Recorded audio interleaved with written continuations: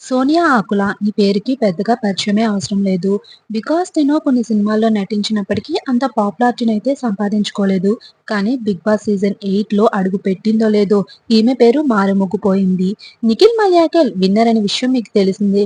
అతనితో హౌస్‌లో ఫ్రెండ్‌షిప్ చేస్తూనే లాస్ట్‌లో తనకే వెన్నుపోటు పొడిచిందంటూ నిఖిల్ అభిమానులు కూడా వాపోయారు.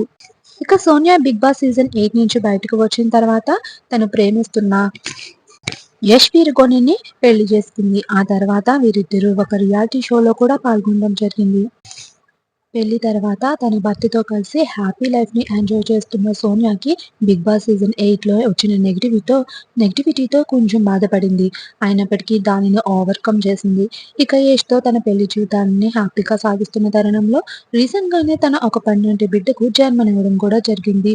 తనకిప్పుడు బేబీ గర్ల్ పుట్టింది. బేబీ గర్ల్ పుట్టడంతో సోనియా ఆకుల, యష్‌కి సంబంధించి సెలబ్రిటీస్ అందరూ కూడా వీరిద్దరికీ బేబీ పుట్టినందుకు కాంగ్రాచ్యులేషన్స్ తెలుపుతున్నారు. అండ్ మన తరపున కూడా సోనియా అండ్ యష్‌లకి బేబీ గర్ల్ పుట్టినందుకు కాంగ్రాచ్యులేషన్స్ తెలుపుదాం. ఆ బేబీ బ్యూటిఫుల్‌గా అలానే హెల్తీగా ఉండాలని కోరుకుందాం.